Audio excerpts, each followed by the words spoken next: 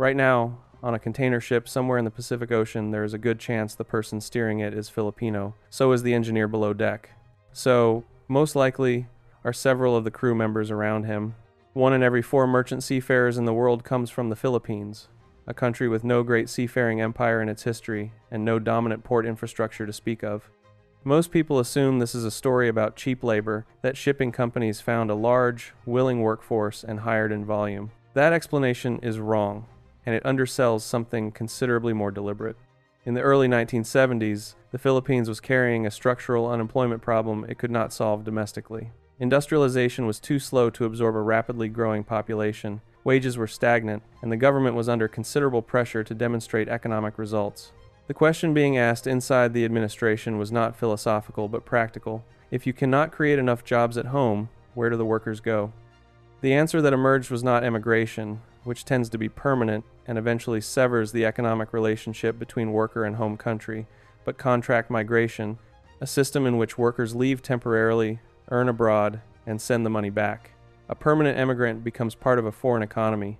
A contract worker remains financially tied to the Philippines for their entire career, remitting a portion of every wage packet home to a family that spends it locally and drives domestic consumption with it. The architect of this model was Blas Opal, who served as labor secretary for longer than anyone else in Philippine history. His approach was grounded in a detailed study commissioned through the International Labor Organization, which assessed the country's wage and employment landscape and provided the framework for what followed.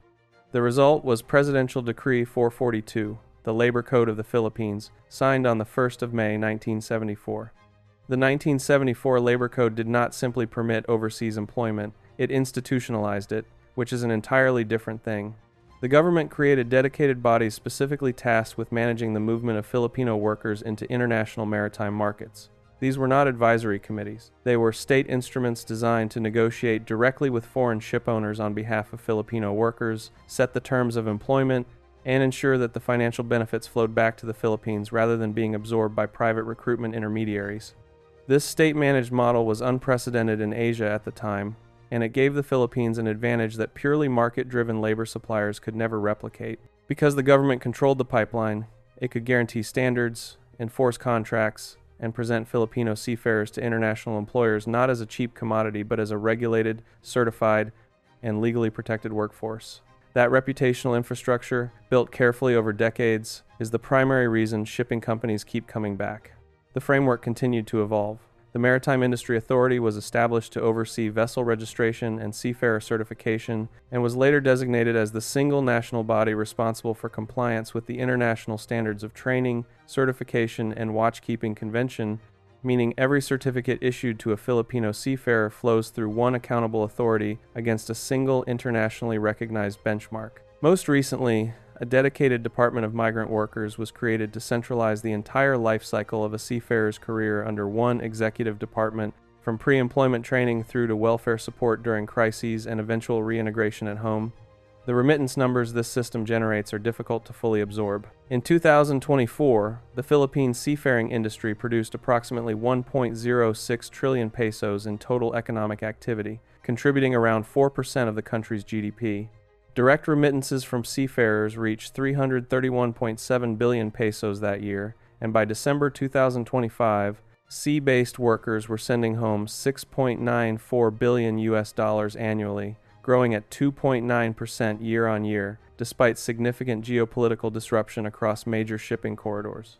What makes these numbers strategically important rather than merely impressive is the multiplier effect researchers have documented. For every peso a seafarer sends home, nearly 3 pesos circulate through the broader economy, through household spending, local business activity, and the tax revenues generated by both. The wage packet does not stay in the family.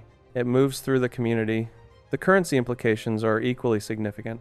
In late 2025, as the Philippine peso came under pressure from geopolitical tensions and rising oil prices, it was the December remittance surge from overseas workers, seafarers among them, that provided the buffer allowing the central bank to stabilize the exchange rate.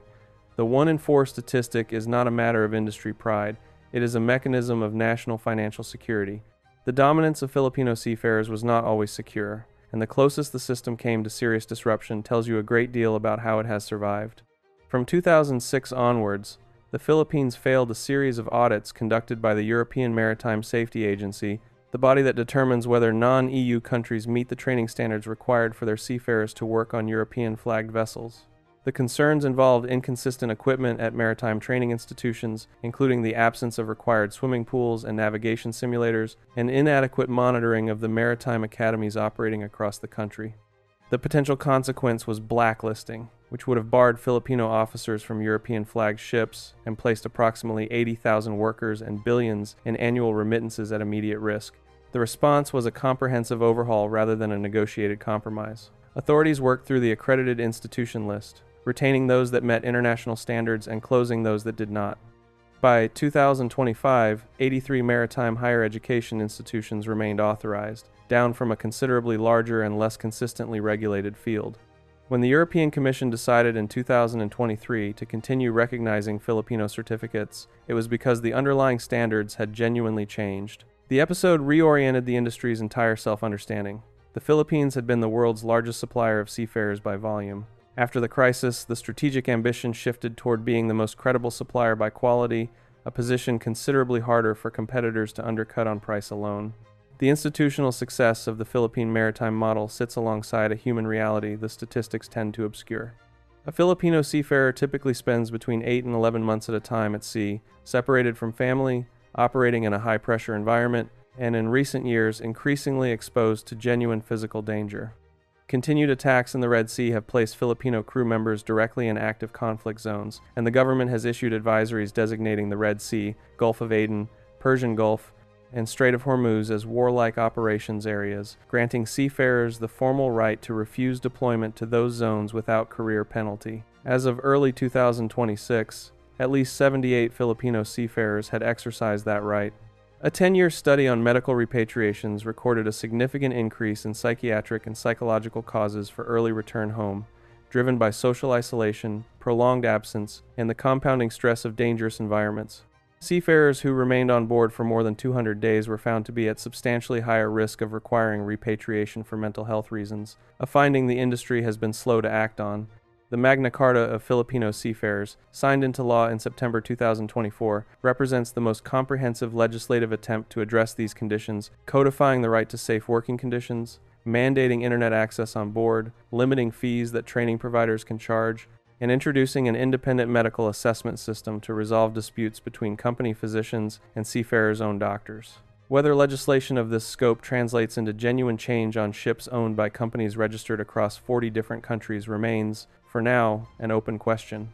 The reason no other country has displaced the Philippines despite 50 years of trying comes down to the difference between having workers and having a system. India, Indonesia, and Vietnam all have large populations and growing maritime training sectors. What none of them has is the institutional depth the Philippines built across 5 decades. A labor framework anchored in national legislation, a single internationally recognized certification authority, a government department dedicated exclusively to migrant worker welfare, and a diplomatic track record of negotiating directly with foreign governments on the terms under which its citizens work abroad. When a shipping company in Hamburg or Oslo or Singapore decides where to hire its crew, it is not choosing between individual workers. It is choosing between systems. And the Philippine system has a 50-year record of delivering certified, compliant, and legally protected seafarers at scale.